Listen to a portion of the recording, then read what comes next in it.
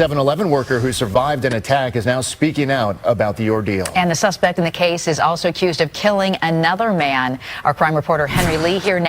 7-Eleven worker who survived an attack is now speaking out about the ordeal. And the suspect in the case is also accused of killing another man. Our crime reporter Henry Lee here now after speaking to that store worker. Henry. Julie, this longtime 7-Eleven worker put himself in harm's way to try to help a stranger, even as the suspect turns his attention to him. I was lucky he left. 70-year-old Bob, who only wanted his first name used, is battered and bruised. But the veteran San Francisco 7-Eleven worker says he's grateful to be alive.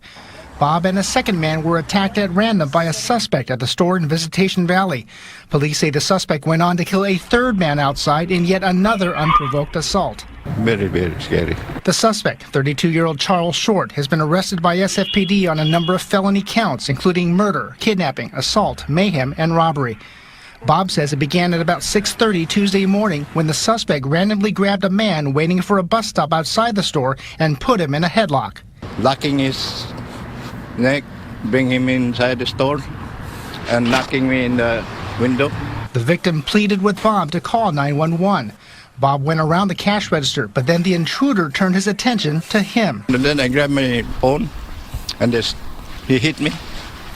I think 3 times I went down. The suspect left the store. Bob locked the doors and kept the victim inside for safety. But that's when police say the suspect then attacked and killed a third man, 77-year-old Richard Owens, as seen in this surveillance video that captured the unprovoked assault. I was thinking, I'm sorry for that guy, what happened to him and his family. Bob says he doesn't feel like a hero for stepping in.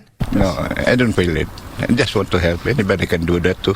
Bob began working at the 7-Eleven 40 years ago, a few months after his son Richard was born. It should not happen to him, especially him. He wouldn't hurt a fly, and for something like this to happen to him, it's very unfortunate.